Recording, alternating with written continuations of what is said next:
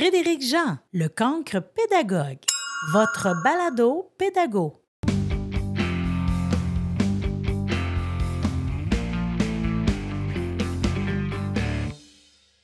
Wasana, dis-moi. Wasana, dis-moi qu'est-ce qu'il y a d'extraordinaire aujourd'hui, je t'écoute. Écoute, aujourd'hui, j'étais très excitée à l'idée de te rencontrer ce soir. Mm-hmm. C'est une première pour moi de participer à un podcast. OK. Mais t'as fait pas mal de live, là? T'as cette habitude-là, Wasana? Ah, c'est tout nouveau pour moi, en fait. C'est ça, on me retrouve sur la plateforme TikTok. OK. Mais c'est nouveau depuis, je suis active là, depuis la grève. Sans ça, j'étais pas vraiment sur les réseaux sociaux. Je m'étais ouvert quelques pages au nom de Réellement Éduqué sur Instagram, Facebook, mais je dirais qu'il y a déjà beaucoup d'enseignants déjà présents sur ces plateformes-là, donc c'est difficile de faire sa place quand tu viens d'arriver en 2024. Je pense que les gens ont fait leur place pendant la pandémie. Okay. Donc, je suis un peu en retard là-dessus. Mais en naviguant un peu sur TikTok, j'ai comme remarqué que c'était toujours les 2 ou 3 mêmes professeurs ou enseignants là, qui étaient sur mon écran. Puis je me suis dit, peut-être que j'aurais une chance de me faire entendre sur TikTok. Puis c'est un peu comme ça que j'ai commencé à me sentir bien à l'aise à lancer des lives. Puis jusqu'à maintenant, pour moi, ça va vraiment bien. OK. Je suis dans les 2000 quelques abonnés, mais tu sais, c'est ça. Je dis pour moi, c'est beaucoup, là, parce que je suis habituée sur Instagram, je n'ai comme une centaine, c'est tout, là. Mais donc, c'est ça. Moi, ce soir, j'étais bien excitée parce que je sens que je m'entoure tranquillement des personnes dont j'ai envie de m'entourer pour atteindre certains objectifs de vie. OK. C'est quoi ton objectif de vie, Wasana? Je te dirais, on peut y aller fort, là. On peut y aller avec un de mes plus grands rêves, c'est de fonder mon école. Je pense que c'est un discours que tous les nouveaux enseignants ont, parce que moi, je suis une bébé prof. C'est ma 4e année d'enseignement. Mais je dirais que ce discours-là, je le sens qu'il va durer longtemps. Je pense pas que ça va être un discours qui éventuellement va virer en moi étant expérimentée puis qui va regarder les jeunes rêver de leur propre école et rire puis dire j'étais donc comme toi avant. Je souhaite que ce rêve-là continue de faire partie de mon cœur, même avec les expériences que je vais avoir. Je pense. Ben, ça, si les gens trouvent ça drôle, ça leur appartient, là, tant qu'à moi. Là.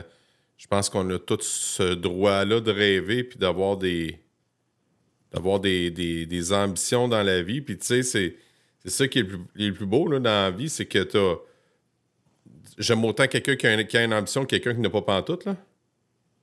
Ben c'est ça. Puis ça, c'est mon rêve le plus grand. Mais tu sais, je me suis dit, je vais commencer avec des petites bouchées. OK. Donc, si on y va en ordre décroissant, un autre de mes grands rêves, ce serait d'être conférencière. Donc, je souhaite pouvoir partager quelques connaissances que j'ai, quelques expériences que j'ai, puis on en parlera ensemble tantôt, puis partager aussi mon rêve, en fait, à plusieurs personnes de tout âge, mais surtout aux jeunes.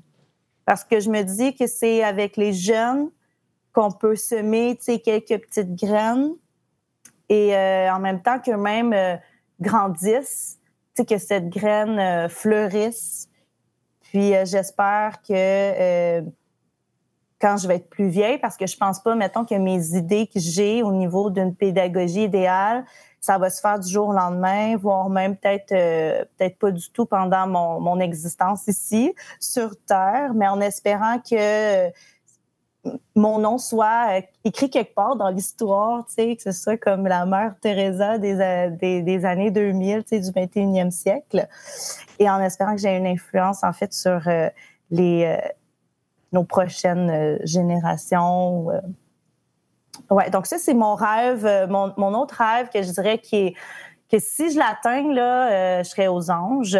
Sinon, un autre rêve, encore dans l'ordre décroissant, ce serait d'écrire un livre. Un livre sur mon école idéale, sur ce que je rêve. Donc, je me dis, si je peux pas ouvrir une école, j'aimerais bien, par contre, partager. Si c'est pas de manière animée ou en conférence, ce serait par écrit. Donc, ouais. Mais Wasana, toi, réellement éduqué, c'est quoi, au juste? Oui, c'est intéressant qu'on me demande parce que il y a des gens qui me demandent également, réellement éduquer, la façon que c'est éplé. Il n'y a pas de E, tu sais, à la fin, on se demande pourquoi, parce que je suis une fille. Puis normalement, vu que c'est féminin, de la forme féminine, l'adjectif éduqué, il devrait y avoir un E. Toutefois, quand on me pose la question, c'est parfait, c'est exactement là où je veux en venir. C'est que en fait, c'est plutôt un souhait et on peut le voir aussi comme une question. Sommes-nous réellement éduqués? Puis le souhait, c'est je souhaiterais, moi, l'être réellement éduqué. Et là, c'est de définir, c'est quoi ça, être éduqué? Ouais, c'est quoi être éduqué? Faut dire que, d'après moi, selon moi, le terme éducation a tellement de sens et ça me fait penser que moi, je compare souvent le programme de formation de l'École québécoise ou la progression des apprentissages comme une Bible. OK? C'est la Bible des enseignants. On s'y réfère. Là-dedans, il y a vraiment tout pour nous mener vers... c'est le chemin vers la réussite. T'sais. Je crois définitivement, par contre, que cette Bible est interprétée tellement de façons différentes. Et donc, l'éducation, je pense que c'est une interprétation également dépendamment de tes valeurs, dépendamment de ce que tu crois. Donc, pour moi, être réellement éduquée, j'aurais beaucoup aimé apprendre des choses de la vie en lien avec mon quotidien. J'aurais aimé sortir de mon passage à l'école, mon passage scolaire, outillée pour affronter les défis de la vie en tant que jeune adulte. Parce que là, je suis une jeune adulte, je suis encore en apprentissage. Je sais que, tu sais, la vie, c'est un apprentissage. Moi-même, en tant qu'enseignante, on a une formation continue, puis on apprend. Ce qui est le fun du métier, c'est qu'on a longtemps à apprendre. Mais c'est pas tout le monde qui devient enseignant, c'est pas tout le monde qui finit par comprendre que la vie, c'est un apprentissage en continu. Et là, on parle de conscience. Éventuellement, on parlera de conscience, de se conscientiser. Donc, voilà, pour moi, l'éducation, c'est ça. Et c'est ce que je veux amener dans mes pratiques auprès de mes élèves. Parce que moi, j'enseigne au primaire, puis je trouve que c'est les bonnes années pour aller semer tout ça. C'est vrai. C'est drôle parce que des fois, il y a des gens qui me parlent, ils me partent là, sur le sujet de l'éducation, puis je peux partir longtemps. Je suis contente ce soir, on a du temps. Mais je leur dis des fois en riant, c'est comme une secte. Je ris, là, tu sais, c'est pas vrai, là, mais je veux dire, c'est des petits humains, hein, puis les petits-enfants, là, des fois, là, on peut leur dire n'importe quoi, puis ils vont y croire. Oui. Donc, c'est sûr que je raconte pas des niaiseries, là, mais dans le sens que si on pouvait changer le programme, ajouter certains apprentissages qui sont essentiels pour la vie, tout simplement, ben ça se ferait... Il y aurait tellement un changement au niveau de notre société, à mon avis. Qu'est-ce que tu veux changer dans ta société, Wasana? Qu'est-ce que tu trouves qui tourne pas rond, mettons, toi en tant que prof? Là? La santé mentale. OK, vas-y donc. On parle... comment dire? Les enseignants, là, on est là pour transmettre des connaissances, des savoirs, développer des compétences. Je sais qu'il faut faire attention entre développer des compétences et dire qu'on transmet des savoirs. Mais on s'entend-tu que quand on évalue, là, puis qu'on leur demande d'étudier à la maison certaines informations ou de bien s'entraîner à faire une démarche mathématique, pour moi, c'est de la connaissance, même si on va aller développer raisonner. Quand l'élève n'est pas disponible parce que ses parents sont en séparation, parce qu'il y a eu un décès d'une personne proche, parce qu'ils ont des besoins non comblés, moi, je le vois, je le ressens au niveau de l'anxiété chez les élèves. Il y a de l'anxiété de performance également qu'on peut ressentir. L'estime, l'amour de soi, la confiance, tout ça, ce sont des éléments que j'ai observés qui, seulement avec mes 4 groupes, on va dire, que j'ai d'expérience, j'ai pu mettre le doigt assez facilement dessus que c'était ça le problème.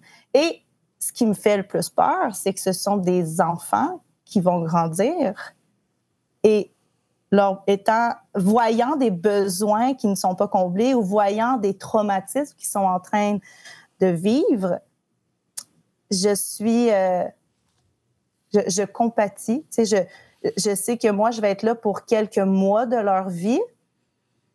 Je peux les mettre en garde, je peux leur donner des stratégies de méditation, par exemple. Mais après ça, ils s'envolent. Après ça, on va peut-être se recroiser au IGA, là, mais c'est pas mes enfants. Donc, pour moi, ce côté d'impuissance-là, ça me touche beaucoup à l'idée où je veux changer le monde. Bonjour tout le monde, je m'appelle Joël McLean et je suis coach formateur et conférencier chez Inspire Leadership Coaching. Êtes-vous à la recherche d'une source d'inspiration pour stimuler votre croissance comme leader? Si oui, bien je vous invite à découvrir Inspire Leadership Podcast. Dans chaque épisode, nous plongeons au cœur des expériences, des défis et des succès de leaders accomplis. Découvrez comment ils ont exercé une influence positive, créé un impact significatif et trouvé le courage de passer à l'action. Abonnez-vous donc à Inspire Leadership Podcast en visitant inspireleadership.ca. Votre balado pédago. Très pertinent ce que tu dis. Tu parles, dans le fond, de l'anxiété des enfants. Je vis la même chose en ce moment à mon école, où demain, c'est ma dernière journée que je suis avec eux parce que je change d'école avec le programme dans de l'intensif. Moi, j'ai une belle petite gang d'anxieux, des petits êtres anxieux qui là, ils appréhendent l'arrivée de la nouvelle enseignante. Puis j'essaie de rendre la vie facile à eux autres pour que le transfert se fasse le plus doux possible. Mais j'ai remarqué beaucoup de choses aussi avec l'expérience. Toi, tu dis que tu es bébé prof. Moi, je suis plutôt quasiment rendu de l'autre bord, là. Mais ce que je remarque beaucoup, c'est que les enfants qui vivent beaucoup d'anxiété ont... Ça, c'est pas un jugement, c'est une constatation. Je remarque qu'il y a beaucoup aussi de parents anxieux. Puis j'ai l'impression que c'est le mal-être du 21e siècle. Fait que les enfants, quand ils sont jeunes, ont besoin d'avoir cette espèce de chaîne qui sont les parents. Et je ne sais pas ce qui provoque ça. Est-ce que c'est le travail, le stress, la montée du prix de l'essence, de la nourriture, la montée des loyers, des taux d'intérêt, la COVID, la guerre, la pollution? On dirait que tout ça, mis ensemble, ça fait un melting pot où les parents deviennent anxieux et de facto, les enfants le deviennent. Tout à fait. Je suis d'accord parce que moi, je suis en 5e année. Okay. Je ne sais pas en quelle année tu enseignes. En 6e. Donc, on est au 3e cycle tous les deux. Ouais. La 5e année, c'est l'année où on entend souvent le discours du parent qui dit à son enfant que c'est le bulletin le plus important. Ouais. C'est le bulletin utilisé pour être accepté dans un programme secondaire, dans une école privée. Donc, parfois, je peux me questionner sur est-ce que c'est vraiment l'enfant qui veut nécessairement performer ou n'est-ce pas plutôt un peu le sentiment qu'on ressent finalement le parent à travers des enfants. Mais moi, ça me met un peu, pas hors de moi, mais je suis sans mots à chaque fois que j'ai affaire à une crise, le jour même d'une éval ou au moment où je dois remettre des notes. Ça me brise le cœur de voir un enfant de 10 ans pleurer pour ça. Je me dis, il y a 10 ans, moi, je me rappelle même pas quand j'avais 10 ans. Tu sais, j'essaie de dédramatiser ça, de leur dire que quand ils vont être plus vieux, on verra pas. Premièrement, j'aime bien leur dire, est-ce que vous savez si j'ai été dans une école privée, moi? Est-ce que vous savez si j'étais bonne en maths? Est-ce qu'on peut lire sur mon front les notes que j'avais, si j'excellais ou si j'ai eu des échecs? Non, pas du tout. Non, est-ce qu'on peut comparer? Est-ce qu'on peut voir entre moi et, je sais pas, Madame Gisèle? Non, on peut pas. Bon, déjà en partant. Puis je leur explique aussi que le passage à l'école obligatoire, c'est si peu de leur vie également. Et j'en reviens pas comment on met tellement de l'importance dessus. C'est comme si on jouait leur carrière à partir de la 5e année du primaire. Oui, ce sont des enfants. Puis pour moi, des enfants, ça devrait jouer. Ça devrait être curieux. Ça devrait, tu sais, être toutes des belles petites étincelles là, qui arrivent à l'école. Là. Et c'est pas le cas pour tout le monde, pour tous les enfants. C'est-tu là que tu te lances dans ton école idéale, Wasana? Oui. C'est quoi? C'est-tu là que tu te lances dans ton école idéale? Là? Ah! Oui, tout à fait, tout à fait. C'est drôle parce que souvent, je vais décrire, parce qu'il y en a qui me demandent si j'aime mon métier, tu sais. Ils m'entendent parler, puis ils sont comme, mais t'aimes-tu ça? Puis là, des fois, j'ai un long silence, puis ils sont comme, eh boy! Mais je leur dis, non, c'est pas mauvais le silence, c'est juste comment vous expliquer. En fait, j'adore le métier, j'adore le fait que je peux justement semer des graines et éventuellement avoir un impact, changer le monde. C'est ce que j'aime beaucoup. J'aime enseigner, je suis bonne. Par contre, j'affirme que quand j'entre dans ma classe, il y a plusieurs choses que je fais dont je ne suis pas en accord. Comme? La surévaluation. Attends. C'est quoi la surévaluation, Wasana? Ça, c'est plate, la surévaluation, parce que c'est un peu notre faute. Mais la surévaluation, c'est quand on se concentre beaucoup à évaluer, qu'on va surtout mettre en place un contexte d'évaluation plutôt que d'évaluer. Parce que le mot « évaluer », c'est un gros mot, hein? On évalue, on peut évaluer par observation, on peut évaluer par entrevue, juste, c'est ça, l'observation, la participation, la motivation, l'engagement, etc. Mais quand c'est rendu qu'il faut dire aux élèves, là, ça va compter dans le bulletin. Là, je te rappelle qu'en 5e année, là, puis c'est ton bulletin important. Là. Déjà là, ça parle beaucoup comme quoi que les enfants sont peu motivés là, parce qu'on leur enseigne. Donc ça, c'en est un objectif. Bien, ça, c'en est un où est-ce que je me projette dans mon école idéale d'un programme plus intéressant. On en reparlera de ce que je rêve. Mais c'est ça. Donc, surévaluer, à chaque fois que j'arrive avec une nouvelle évaluation, je ne m'aime pas. Je suis comme, oh, je suis désolée. Là, je sais que je nous mets en plus dans un contexte anxiogène pour eux, déjà qu'ils le sont. J'haïs ça. Puis là, je leur dis, il faut que je t'évalue. Puis là, exemple, là, tu sais, les questions à développement en français lecture, là, ouais. Que ça compte pour 3 points. Là. Puis là, ça, c'est de l'interpréter, ça, c'est réagir, ça. Puis là, il faut aller chercher là, spécifiquement ce type de réponse-là. Puis là, on leur dit de mentir là, s'ils n'ont pas d'inspiration. Ça, là, ça m'énerve. Ça, j'aime pas ça, faire ça. Donc... Mais c'est pratique courante, ça, Wasana, de faire ça? Ben... Oui, si tu me dis, comment on enseigne le français... Français lecture, qu'est-ce que vous faites? Ben moi, on écoute des courts-métrages, puis on s'exerce à répondre à des questions de réaction. Puis là, je leur montre, OK, il faut répondre directement à la question, puis avoir un lien, puis me prouver que tu as bien écouté avec des... Puis là, on fait des exemples. Voici quoi faire ça. Puis là, je lis un élève, là, ça, là, ça vaut le A, là, puis un petit plus dessus, là, ben, c'est vraiment épatant, là, tu sais. Ça, là, j'aime pas ça, faire ça. Surtout noter. A, A+, ou 100%, 95. Je suis qui, moi, pour donner une note à un enfant que ça fait 6 mois que je connais? C'est juste... J'aime pas ça. Évaluer pour apprendre ou apprendre pour évaluer. Là.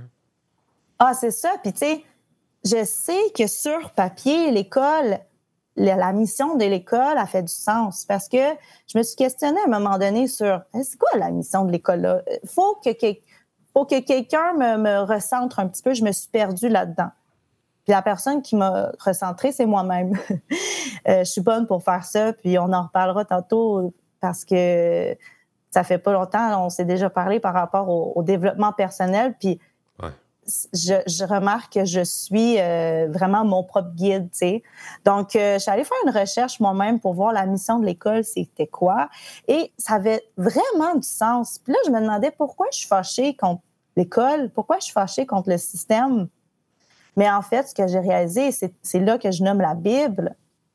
C'est qui nous a demandé d'évaluer autant? Ça ne le dit pas nulle part. Mais nos collègues, là, on va dire, de niveau, là, on s'entend toutes, mais on est d'accord, on va chialer que ça n'a pas d'allure, mais on va le faire pareil. Pourquoi? Pourquoi? Qu'est-ce qu'on attend pour réajuster nos grilles d'évaluation? Ou est-ce qu'on attend pour revoir la façon qu'on a envie d'évaluer nos élèves? C'est comme s'il n'y a personne qui osait. Ben en fait, Wasana, on est en attente. C'est ça qu'on fait. Fait que moi, je pense qu'on travaille à l'envers. On est là, on est en attente de ce qu'ils vont nous dire en haut. Puis là, on est toujours en réaction, puis on n'est jamais en action, dans le fond. Fait qu'on reçoit de ce qui se passe en haut, on fait je fais quoi avec ça? L'anxiété embarque même chez les profs. Fait que, tu sais, si les élèves sont anxieux, il y a des profs anxieux aussi. Hein? Tu sais, tantôt, je parlais des parents, mais il y a aussi des profs anxieux. Fait que là, c'est la panique qui lève, la veine dans le cou, puis let's go, faut mettre les enfants en pratique pour réussir un examen du ministère ou de la commission scolaire, ou, tu sais, évaluation proprement dite. Il y a même maintenant une évaluation d'apprentissage. Parce qu'il faut que ça s'insère dans l'évaluation. Fait qu'on est en attente, dans le fond, de ce qui se passe, alors qu'on devrait plutôt, mon avis à moi, là, c'est mon avis, là, c'est de prendre acte de ce qui se passe avec nos jeunes, de faire « OK, il y a ça. Sont-ils prêts à aller plus loin? Je ne sais pas. » Puis de suivre plus leur rythme. Il en parle, il y a plein d'études qui parlent de ça, d'aller chercher le rythme de l'enfant. On parle même de enseigner en cycle et non en année. J'ai eu un bijou, je te dis, là, écoute le podcast de Marius Bourgeois. Il parle d'une école alternative avec une direction d'école puis un parent accompagnateur qui a un doctorat en éducation. Puis ça fait vraiment plaisir de te partager ça. Tu écoutes ça puis tu te dis, ben oui, écoute l'enfant. Tu sais, on est qui, nous autres, pour dire ce qui est bon pour l'enfant? OK, on a de l'expérience, on est adulte. Mais chaque être humain se doit d'être reconnu, écouté, vu, entendu. Ça, je l'appelle. Tu te rappelles, je t'avais parlé de ça, mon rêve. Fait que, pourquoi on n'écoute pas l'enfant? Tu sais? Moi, j'ai des jeunes qui souffrent énormément dans ma classe, qui souffrent, là. Qui souffrent énormément. Parce que c'est trop de leur demander ce qu'on leur demande en ce moment. Ouais. Point barre. Puis, tu dis, on attend de se faire dire quoi faire. Ou... Moi, à mon avis, là, bien honnêtement, là, on met des plasters. C'est ce qu'on fait à notre système en ce moment. Le problème est plus profond que nos conditions nos conditions de travail, qui sont les conditions d'apprentissage. Là. Le problème est bien plus profond et j'ai l'impression, autant que nous, autant que ceux qui sont en haut, on se ferme les yeux là-dessus. Est-ce que c'est parce que le chemin le plus facile, c'est de patcher jusqu'à temps que ça craque, mais c'est quand est-ce que ça va craquer, là? Moi, je ne veux pas voir ça quand ça va craquer. Le point de rupture, d'après moi, il est sur le point de se faire, là, parce que j'ai jamais vu, même si on n'est pas totalement satisfait des résultats des votes qu'on a faits par rapport à la convention collective, j'ai jamais eu autant de discorde dans mes 20 dernières années quand il venait le temps de voter. Puis les piliers qui m'entourent vont dire la même chose. Ça a passé, mais ça a passé c'est comme si on avalait une couleuvre, là. Fait que on fait juste allonger le problème, je pense. Tu trouves-tu? Mm-hmm. Et c'est pour ça que mon école idéale présente ce que j'ai en tête. Je l'appelle idéal et utopique parce que à voir comment notre société se lance ou est courageux ou prend le vrai problème au sérieux, c'est utopique de penser ce que j'ai pour mon école idéale, tu sais. Donc, une autre chose que je voulais aborder, c'est par rapport, tu m'as parlé de l'école alternative. Ouais. On m'a souvent dit, mais tu sais, de la façon que tu penses, là, tes idéologies et tout ça, là, t'as jamais pensé à aller dans un programme alternatif? Ouais. Et à chaque fois qu'on me dit ça, moi, ce qui me vient en tête, c'est, mais pourquoi aller dans un programme alternatif juste parce que le programme, lui, est comme ça, il répond à ce dont je crois qui est bien? Pourquoi on ne voudrait pas le répandre partout ailleurs dans le réseau? Tu sais, pourquoi rester dans un si petit volet qui, à mon avis, devrait être partagé dans toutes les autres classes? Moi, c'est plus le fait que on me dit, OK, ben avec tes idées, va là-bas, tu sais. Eux, ils font ça comme ça. Mais vous, ça vous intéresse pas de le faire comme ça aussi?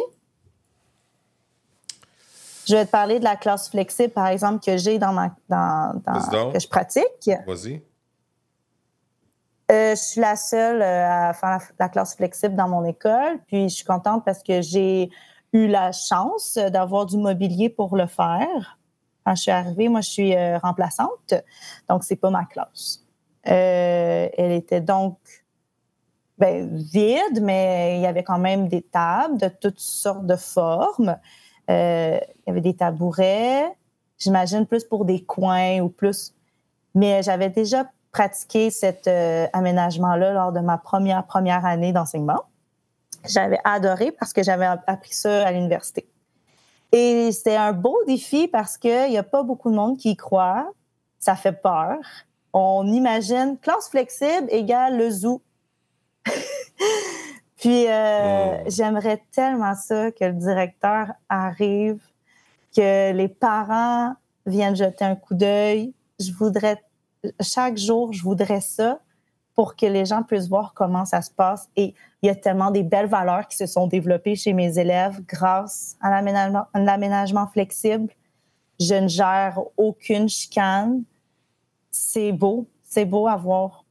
Vraiment, je le suggère, ça fait peur, mais après ça, c'est comme quand tu le fais, puis tu le vis, puis tu as des émotions qui viennent avec ça, là. Après, tu veux le vendre à tout le monde, là. Qui dit classe flexible, dis-tu aussi enseignement flexible? C'est un défi, là, je dirais, parce que je suis en début d'enseignement, Ouais. je suis en début de carrière, là, fait que une chose à la fois, là, pour ma part. J'aimerais bien arriver à l'enseignement flexible, mais on en parle, là, on en a parlé, là, d'être un seul enseignant pour une vingtaine d'élèves, c'est beaucoup, là. Fait que ma gestion de classe est peut-être pas top pour le moment, donc je dirais que de se mettre en sous-groupe, c'est quand même un défi pour moi, là. Je suis encore confortable avec l'idée que je peux les voir tous face à moi, là, pour pouvoir bien gérer les comportements, parce que même des fois, on se met juste en duo, là, puis j'ai l'impression que ça manque d'autonomie, de responsabilité au niveau du plaisir-contrôle. Peut-être que au primaire, je pense que c'est un beau défi. Ouais, c'est pas la même chose. Même je te dirais même le secondaire aussi. Là. Mais c'est un apprentissage, dans le fond. Oui. C'est d'y aller par atelier, puis leur faire découvrir, leur faire vivre des réussites, puis leur faire vivre aussi cette motivation intrinsèque, dans le fond, du plaisir d'apprendre. C'est un véritable défi, ça. Oui, c'est ça. L'apprentissage, tout à fait. C'est vraiment...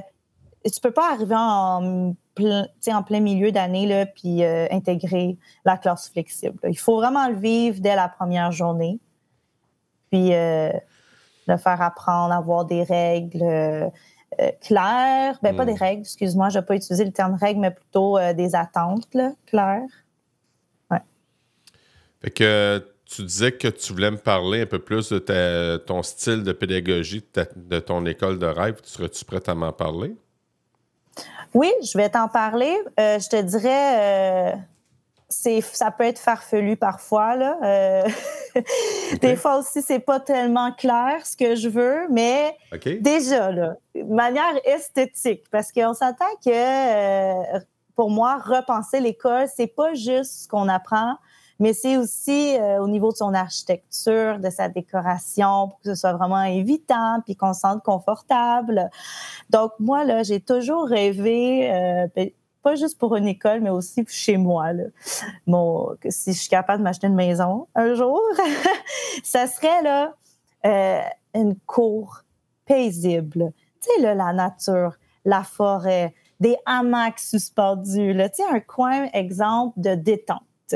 Une fontaine, on entend l'eau couler, des petits oiseaux qui crépitent. Ça serait comme une zone de relaxation ou, tu sais, un endroit bibliothèque, on va dire, mais naturel.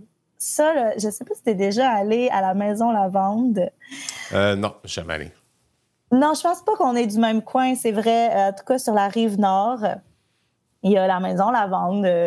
Puis chaque année, j'y vais, mais c'est ça, c'est dans un champ de lavande. Puis il y a un endroit repos. Puis c'est ça, il y a un aménagement flexible également, là, et des gros poufs. Tu sais, c'est invitant, c'est coloré. C'est épuré, surtout, c'est pas coloré genre clown, là. Non. C'est vraiment des couleurs plus pastel, là. Donc ça serait mon côté que je voudrais apporter zénitude. Parce que je trouve ça très important d'être capable d'être zen.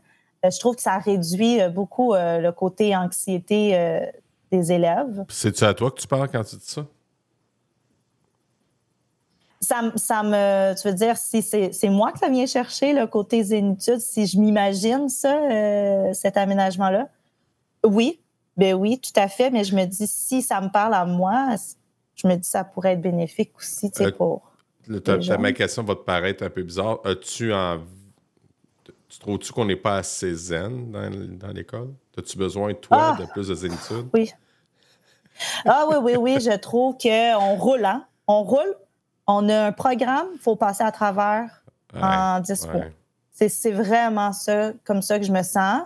La cloche va sonner, ça va être le dîner, ça va être la récré, vite. On a une rencontre.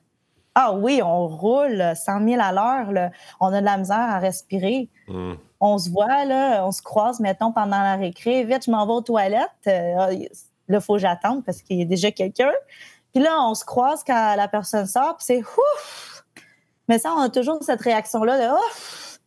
On lâche pas, il en reste 2. Ah oui, c'est vrai, on entend ça souvent. Ouais. Il en reste 5 c'est les périodes qui restent, mettons, tu sais, ou les jours qui restent. Ah, on est vendredi. Ouais. Ouais, donc oui, tout à fait. Puis moi, j'ai toujours une période de retour au calme en grand groupe, le retour du dîner. Puis on fait on découvre plusieurs méthodes pour méditer. Okay. Puis encore là, c'est un apprentissage. Hein? On peut encore penser que c'est farfelu, qu'on va, OK, méditation égale spectacle d'humour, parce que là, on pense que tout le monde va se mettre à pouffer de rire, puis on s'imagine notre clown. qui veut faire rire tout le monde autour avec sa respiration, tu sais. Ben, ça dure les 2 premières journées d'école, là. Puis après ça, il se rassoit assez vite sur ses fesses, là, parce qu'il n'y a plus personne qui trouve ça bien comique, là. Puis au final, là, c'est lui qui va me dire dans son rapport de fin d'année qu'il adorait les séances de méditation. Donc moi, je les outille pour leur vie future. Alors la méditation, c'est sûr que ça prend une grande place dans mon école de rêve. Quoi d'autre que je m'imagine dans mon école de rêve? Je m'imagine ne pas enseigner juste à un groupe âgé ayant le même âge. Je pense que ce serait bénéfique d'avoir des élèves de tout âge. Et là, on m'a déjà critiqué en me disant « Ouais, mais là, tu trouves pas qu'il y a déjà des tâches comme ça là, pour les élèves, puis il y en a qui sont en multi, là, imagine-eux, là, ils n'aiment pas bien ça déjà juste pour 2 niveaux. Là, là tu imagines faire un beau melting pot d'âge. Là. Il faut faire attention parce que dans mon école de rêve, on ne peut pas être dans l'école 2024 et regarder l'école de rêve. Il faut vraiment sortir et s'imaginer autre chose, carrément. On peut pas comparer c'est pas un plasteux que je fais là. Donc, ce serait carrément différent. Les élèves auraient des choix de cours, puis pas des faux choix, là. Tu sais, on a eu ça, des choix de cours au cégep, à l'université. C'était des faux choix. Même des choix douteux, là. C'est OK. Mais j'ai de drôles de choix que j'ai eus, là. Moi, les choix que je voudrais offrir aux élèves, ce seraient des choix qui viendraient développer l'intérêt. Leurs intérêts, pour être plus précis, leur passion, leur force. Quand on oblige un apprenant à apprendre absolument telle notion et qu'il n'y a pas l'intérêt, ça fait un cercle vicieux qu'il est peut-être, je sais pas moi, pas bon. Il va se dire pas bon parce que finalement, il réussira pas nécessairement à atteindre l'attente. Et là, le cercle vicieux, il embarque. Hein? Ouais. Il est pas bon, donc il est désintéressé, démotivé, donc il est pire. Et là, la progression, elle est où, là, quand on veut évaluer une progression? Elle stagne ou elle empire? Est-ce que c'est bon pour l'estime d'un enfant, là? Pas tellement. Donc, moi, là, mon école de rêve, là, c'est une école où on offre un apprentissage par projet interdisciplinaire. Des projets genre, on va aller construire une cabane d'oiseaux. Et tous les âges vont y participer. On ne va pas mettre la scie entre les mains de l'enfant de 7 ans, là. Mais le grand pourrait, lui, s'en occuper, puis il pourrait demander aux plus jeunes, je sais pas moi, d'être son assistant. Et on pourrait trouver une façon, à mon avis, d'aborder autant de la science, autant des maths, autant du français, dépendamment du niveau d'apprentissage de chacun, là.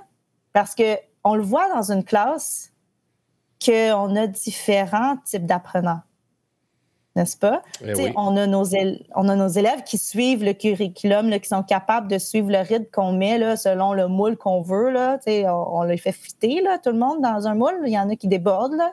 Il y en a qui sont trop gros pour le moule, puis il y en a qui ne prennent pas toute la place. Ouais. On le voit. Mais on le voit, c'est une preuve que tout le monde est au courant, mais on ne fait rien avec ça. À la place, on les fait souffrir. Moi, à mon avis... Puis ça m'est venu à l'esprit quand j'ai eu une élève en francisation. OK, c'était sa 2e année qu'elle venait d'intégrer une classe régulière avec moi. J'étais en PAI, en anglais intensif, comme toi, partie académique 5 mois. OK? Déjà, cette élève avait des problèmes d'anxiété. Elle faisait du mutisme volontaire parce que se faisait 3 ou 4 déménagements qu'elle vivait. De plus, elle venait du Venezuela, donc sa langue maternelle, c'était l'espagnol, suivi de l'anglais. Donc là, elle venait de faire le programme anglais. C'était bien déjà pour elle, mais quand même, le lien avec sa prof, c'était difficile à créer parce qu'elle ne parlait pas. Là, ce qui arrive, c'est que là, il y a un changement. Changement crée encore anxiété avec moi, qui est en français. Bref, elle avait, et là, on va parler de ressources. pense qu'elle voyait le professionnel là, pour la francisation. Elle le voyait 2 fois semaine, 1 heure de temps. 2 fois semaine, 1 heure de temps. Donc, moi, pendant ce temps-là, il fallait que je prenne des libérations. Je ne pouvais pas enseigner à mon groupe. Il fallait que quelqu'un vienne prendre ma place, me remplacer le temps que je puisse travailler sur la modification de son bulletin. Bref, tout ça pour dire que pourquoi cette jeune élève-là n'a pas été intégrée dans une classe de première année? Ben parce qu'elle n'a pas l'âge d'une première année. Oui, mais elle a un niveau elle se sentirait beaucoup plus compétente, probablement. Non. Pourquoi? Parce qu'on les a catégorisés, là, parce qu'on l'a mis toutes. Elle ne se sentirait pas compétente parce qu'elle est avec des enfants plus jeunes qu'elle. C'est ça le problème. C'est ça notre problème à l'école. Et pourquoi on ne ferait pas une école où on se sentirait intégré, peu importe le groupe? On dit que l'école est inclusive. Ça me fait rire. Désolée, là. Mais moi, quand je parle d'école, là, je deviens un peu agressive. Ouais. Joignez-vous au 42e colloque de la COPS les 26, 27 et 28 mars prochains pour une expérience éducative exceptionnelle. Compétences transversales et programmation, un atout favorable en éducation. Découvrez l'art de fusionner les compétences transversales avec le monde de la programmation, guidé par Karine Fournier et Frédéric Jean. Une conférence captivante qui promet d'insuffler une nouvelle énergie dans l'éducation. Explorez les synergies entre les compétences transversales et la programmation pour créer un environnement éducatif stimulant et propice à la croissance. Que vous soyez éducateur, administrateur scolaire ou simplement passionné d'éducation, cette conférence vous offre une opportunité unique de repenser l'apprentissage et de cultiver des compétences essentielles pour l'avenir. Réservez votre place et soyez prêts à transformer votre approche éducative. Pour de plus amples informations, visitez le acops.qc.ca. Je ne suis pas en train de t'analyser, je suis en train de découvrir Wasana, OK? Ouais. Quand tu es arrivé à tes stages et tout ça, dans tes premières années, là tu es à ta 4e année, as-tu eu un choc? Quand tu as commencé à travailler pour vrai? Tout à fait. Tu veux dire entre étudiante, ouais. suppléante / stagiaire et titulaire? Oui. Ben oui, tout à fait. Et c'est là que j'ai réalisé que c'est pas juste l'éducation ou l'école primaire et secondaire qui doit être révisée, mais aussi au niveau, tu sais, cégep, c'est une autre histoire, là, à se demander comment ça se fait que ça existe encore. Mais l'université, mon programme, j'ai aussi un programme idéal en tête, là, tu sais, pour former des enseignants. Oui, ça a été tout un choc. Quand j'ai eu ma première rentrée scolaire, je suis rentrée dans ma classe et je ne savais pas quoi faire. Je tremblais parce que autant j'étais excitée, mais j'étais un peu humiliée, là.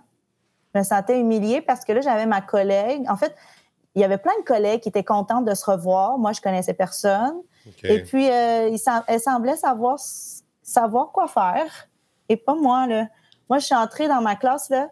J'ai regardé.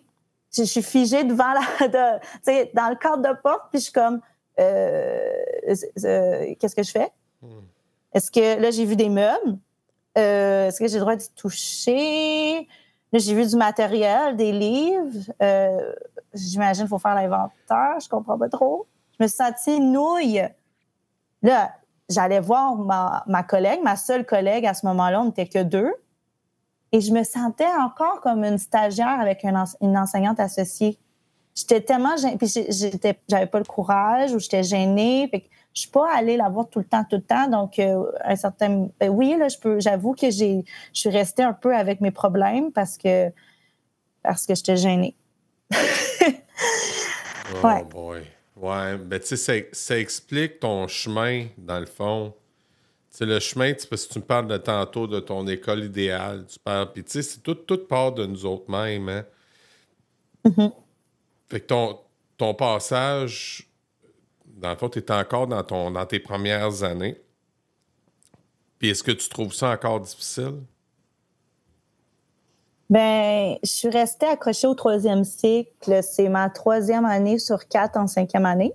OK. Et c'est un peu, dans le fond, c'est ma zone de confort. Je commence à ramasser du matériel, je commence à connaître le programme, je commence à avoir mes petites routines, mes documents que je réutilise ou que j'adapte. Donc, je pense que l'insertion professionnelle qui disent que ça prend 5 ans là, pour l'insertion, j'y crois là, fortement. Je pense, cette année, ça a été ma première année, la 4e année, où je me suis sentie comme si le 3/4 de ma checklist rentrée scolaire, là, je maîtrisais ça. Là. Oh. Que j'étais capable, puis que je pouvais commencer à accompagner des nouvelles profs dans leur rentrée scolaire également, là, donner des conseils. OK. Tu te vois ça faire combien de temps encore enseigner? Tu te vois-tu encore toute ta vie prof? As-tu encore cette flamme-là? Ou là, tu es un peu shaky puis tu te dis « Oh, je vais-tu faire ça encore 20, 25 ans, 30 ans? » là? Je me pose la question quasiment chaque semaine. Si c'est pas chaque jour, j'essaie de pas y penser à chaque jour. OK. Surtout avec la grève, ça l'a fait réfléchir un peu plus parce qu'on n'avait rien à faire.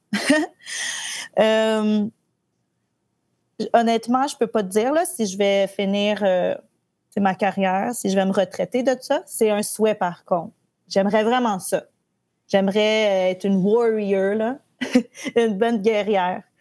Mais je me dis, si j'arrive à développer des projets, à m'épanouir autrement, à me sentir vraiment compétente dans autre chose, ça se pourrait que ma vie prenne une autre tournure. Qu'est-ce qui t'a poussé à devenir prof, Wasana? Le découragement. Hein? Le découragement. Frédéric, je voulais pas être prof. Non, Hein? Je voulais pas être enseignante. Hein? OK. Je voulais être nutritionniste. Ouais. Je voulais être nutritionniste. Moi, j'ai grandi dans une famille sportive. Je voulais être nutritionniste pour les équipes sportives. OK. Mais quand je me suis inscrite en sciences naturelles, au cégep, je me suis inscrite. Pourquoi? Parce qu'on dit que c'est le programme qui ouvre le plus de portes.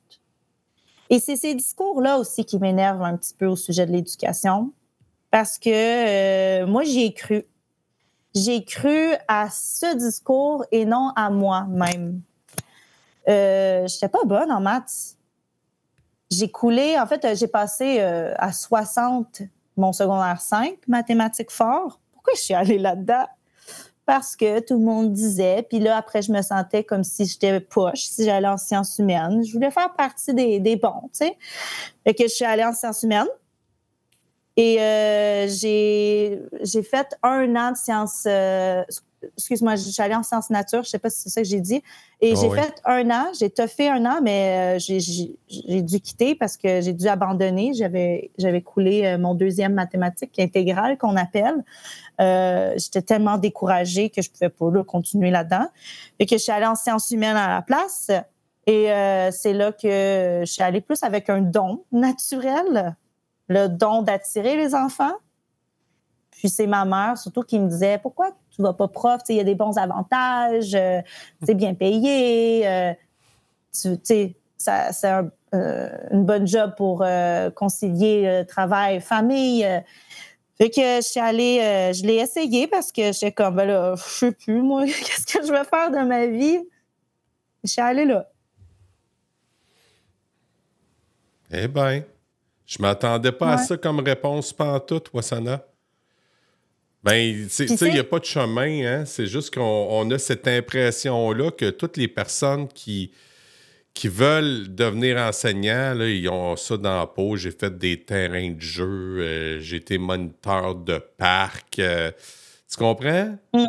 Ouais. Puis, c'est souvent, je sais pas si on peut appeler ça le cliché des jeunes qui veulent devenir prof qui commencent tout par là. Puis toi, t'es un... Comme moi aussi, hein? Je te partage, là.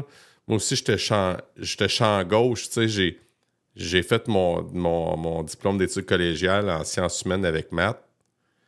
Puis quand J'ai fait sciences humaines sans maths, avec maths, sans maths, avec maths. J'ai fini avec maths. Puis, il me restait une session. J'étais avec ma blonde de l'époque. Puis, elle dit « Ah, moi, je vais aller en éducation. » Puis, je dis « Ben, ouais, OK, je pourrais bien faire ça, moi aussi. » Ah, c'est ça, hein? Mais j'avais...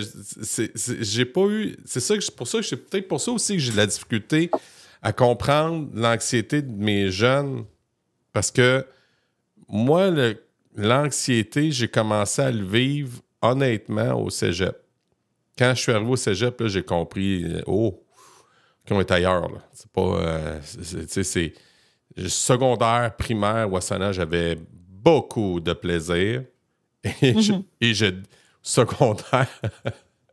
secondaire, je découvrais les filles, tu sais. Fait que... OK. C'était le fun, là. C'était le fun. C'était vraiment le fun. OK. J'étais dans un collège privé, là, tu sais. Fait que au début, c'était juste des garçons. Puis à un moment donné, je suis parti au collège, à la polyvalente Louis-Jacques Cazot, à Montmagny, où j'ai découvert plein de filles super intéressantes qui m'ont fait dérailler un peu de ma mire d'études. Mais ce que je veux dire, c'est que, tu sais, moi, c'était ma génération, c'est ce que j'ai vécu, puis c'est probablement pas tout le monde ce que j'ai vécu, mais c'est ce que moi, j'ai vécu. Puis je vois les jeunes qui vivent 5e année, leur vie twist, là. Puis dans ton cerveau, là, cette hyper-vigilance-là, quand t'es jeune, c'est pas bon. Je pense que c'est pas bon. Puis après ça, on va parler aux jeunes d'efficacité. Faut que tu sois efficace. C'est quoi être efficace pour un jeune? Ben, c'est quoi? Ben, ça finit que c'est l'adulte qui montre aux jeunes. C'est quoi l'efficacité? C'est pas mauvais. Mais en même temps, dans cette tourmente-là, qu'en cinquième année du primaire, tu commences déjà à tracer ta vie. Uh-huh. Ouais. Je suis inconfortable. Puis c'est là qu'on ressent l'anxiété du parent. Ben oui. Tu sais, c'est comme si... C'est là qu'on sent l'anxiété du prof aussi. Tu sais, le rêve olympien, là.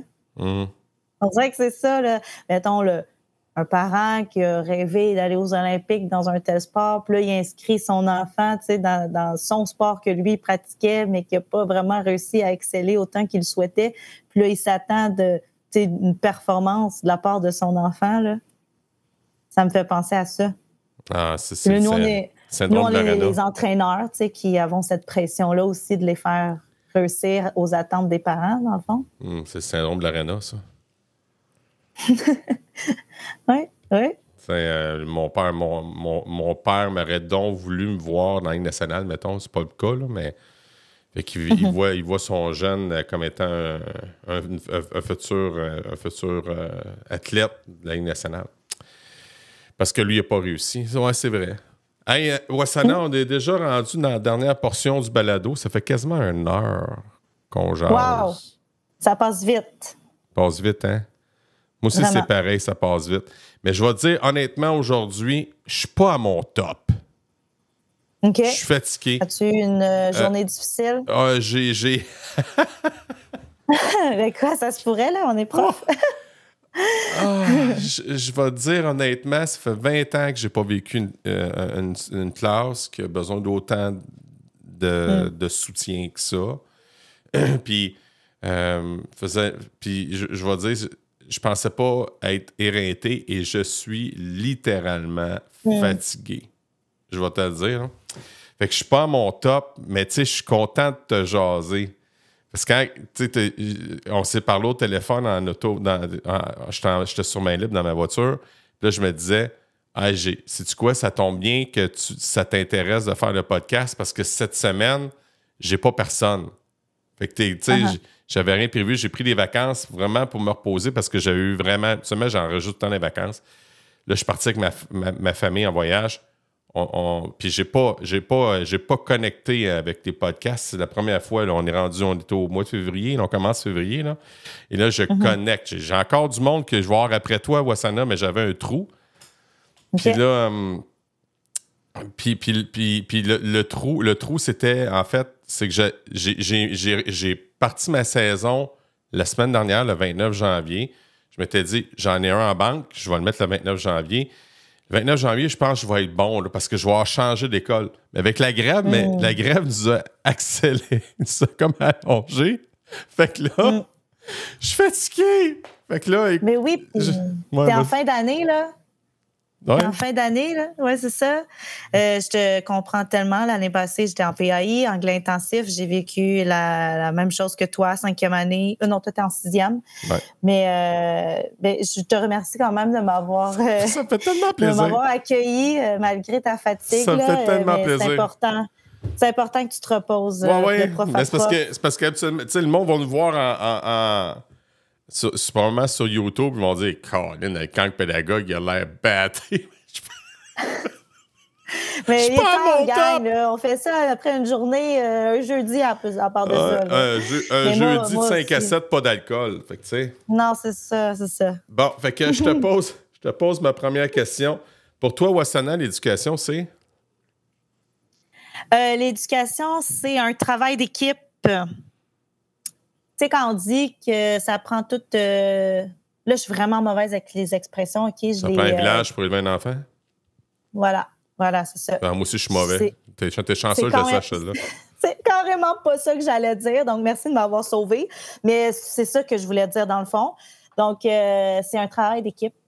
Et moi, je veux absolument faire partie de cette équipe-là. Tu veux-tu avoir des enfants? C'est une bonne question. Je suis en ce moment en questionnement. C'est quoi tu fais là? Si ce soupir-là, c'est pas un soupir de est-ce que je veux être prof toute ma vie, c'est le même soupir que j'ai pour est-ce que je veux des enfants, parce que je m'imagine le côté d'en vouloir. Ouais. Moi, je suis adoptée, donc j'ai personne qui me ressemble. Est-ce que je vais avoir ce regret-là de ne pas voir le beau mix asiatique, blanc québécois, ce que ça fait, parce que ça a l'air que c'est donc chou, tu sais. Mais sinon, il y a l'autre côté de... J'essaie tellement, là, après l'école, de juste survivre de ma journée. Je pense que je ne l'ai pas encore, la bonne recette. Oh. Puis j'essaie, on va me dire... Il n'y en a pas de recette, tu vas voir, c'est un autre type d'énergie, tu ne seras jamais véritablement prête. Mais il y a quelque part à l'intérieur de moi qui a besoin de gérer cette anxiété, on va nommer. Là. Je ne sais pas comment nommer ça, mais je sais qu'au fin fond de moi, je peux être plus prête que ce que je suis avant de me lancer dans ce projet-là. Je te comprends. Puis en même temps, t'as quel âge, là?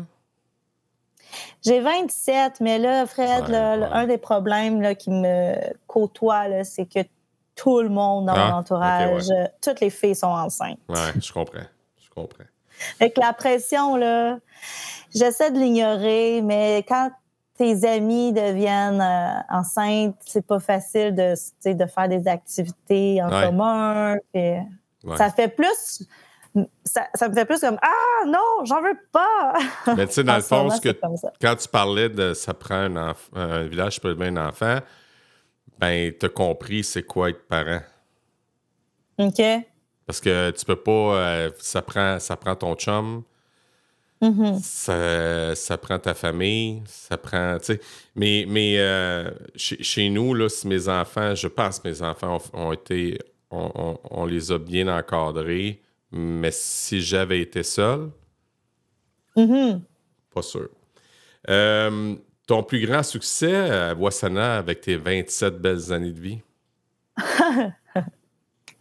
J'en ai vraiment pas beaucoup. Mais j'en ai peut-être 2 en tête, OK? C'est tout récemment.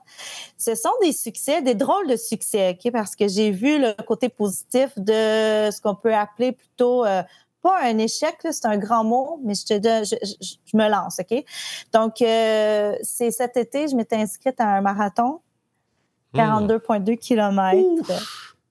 Je ne l'ai pas réussi. En fait, j'aurais pu réussir parce que j'avais déjà tenté l'expérience, mais de manière personnelle et non inscrite. Là, cet été, j'étais inscrite. J'avais mon dossard, mon chronomètre.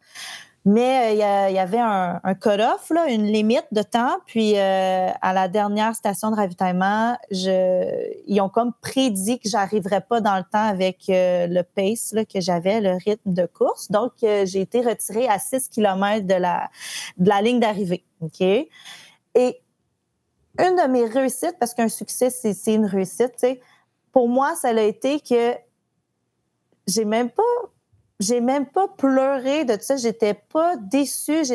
Normalement, je pense que je me serais tellement mis d'attente puis je suis mauvaise, je suis poche. J'étais tellement surprise par la réaction que j'ai eue que c'était juste comme, tu sais quoi? J'en ai fait quand même 36 km, là. Je suis fière de moi.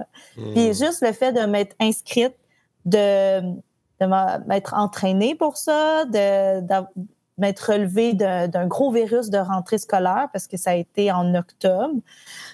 Ça, pour moi, c'était un succès. Un succès que j'avais pas encore entrepris, que j'avais pas encore eu de mes jeunes années. Puis sinon, l'autre, ça a été... Et je souhaite qu'un jour, on me voit à la télévision là, dans une émission que j'ai adorée beaucoup, une émission américaine qui est maintenant au Québec, Survivor. Que tu connais? Ben, je suis pas un écouteur de télévision, mais j'ai entendu parler beaucoup de ma fille et de ma femme. Quand j'étais jeune, c'était notre rituel d'écouter Survivor. Puis, il y a eu la première saison l'année passée. Et là, il faisait des auditions, tu sais, pour la saison 2. Ouais. Je me suis inscrite. J'ai été appelée. Je suis allée faire une audition. Pas vrai? Et là, encore là, un succès que j'ai pu trouver dans mon échec. Je sais pas comment d'autres appeler ça. Mais j'ai pas été retenue. Mais pour moi, ça a été juste de me faire appeler. C'était un sentiment d'un succès pour moi d'avoir été en mesure de capter, tu sais, cette attention-là des plats douceurs, puis juste d'avoir eu le courage d'accepter d'aller auditionner. C'était tellement une belle expérience. Fait que tout ça pour dire que je sais que ces petits succès-là sont peut-être le début d'un succès, d'un grand succès à venir. Hey. Faut en vivre des échecs pour se forger un succès. Ouais. Ah, tu sais, je suis dans le milieu d'entrepreneuriat avec ma compagnie d'animation, puis je jase avec des entrepreneurs, puis tu sais, ils en ont vécu des échecs par-dessus échecs. Fait que tu sais, c'est beau, c'est très beau. Une personne qui a un impact positif dans ta vie, puis dis-moi donc pourquoi. Ouais, donc impact positif pour moi, là, quand je pense à ça, c'est vraiment n'importe qui. Je mettrais pas de nom en ce moment sur ces personnes-là. Oh, come on! Parce que je veux pas. Hein? Comment? Come on! Non, mais parce que regarde bien, ce que je veux dire, c'est que ce serait ceux qui ont des impacts positifs sur ma vie, ce sont les personnes qui m'encouragent, qui croient en moi, qui ont confiance en moi. OK? Ouais. Puis, tu sais, il y a mon conjoint, évidemment, qui m'encourage dans tout ce que je fais, qui, en ce moment, dans notre petit 3,5, s'est enfermé dans la chambre pour me déranger, tu sais. Il croit en moi. Fait que toutes les personnes que je vais rencontrer sur mon chemin qui sont comme, puis qui m'écoutent avec des étoiles dans leurs yeux, parce que moi-même, j'en ai quand je leur raconte mon école idéale, puis ils me jugent pas. Pour moi, ce sont des personnes qui ont un impact positif parce qu'ils me nourrissent, tu sais, d'espoir. Sinon, vite comme ça, j'aurais mes parents, évidemment, qui m'ont comme laissé l'héritage de rêver, d'entreprendre des projets. Ils ont fait beaucoup de bénévolat, ils ont parti des clubs de biathlon. Biathlon, c'est ce qu'ils font, ils tirent à la carabine. Tout ça pour nous, parce qu'on est des filles, on est 3 filles à la maison. Ils ont fait beaucoup de choses pour nous, mais aussi pour les autres. Puis j'ai comme l'impression que ça vient peut-être de là, mon désir de comme vouloir aider, amener, changer quelque chose dans ma société pour les autres. Tout à fait, ça a du sens. Un livre que toute personne devrait lire, selon toi, ça serait quoi? Oui, donc je commence à découvrir plusieurs livres au niveau du développement personnel, mais un livre que je suggère à tous mes amis parce que j'ai envie de les embarquer dans ma secte, c'est, je crois bien, c'est Lise Boudreau. C'est Écoute ton corps. C'est un premier livre, je dirais, qui est facile à lire pour du développement personnel Écoute ton corps explique plusieurs maladies, plusieurs raisons qu'on a des maux dans notre corps. Puis il faut en prendre et en laisser, là, hein, c'est pas totalement scientifique, là. Mais c'est rassurant. Je dirais que c'est rassurant. Puis écoute ton corps, c'est dans le fond, écouter ton instinct aussi, hein, puis de vivre le moment présent. Je te le suggère, Frédéric.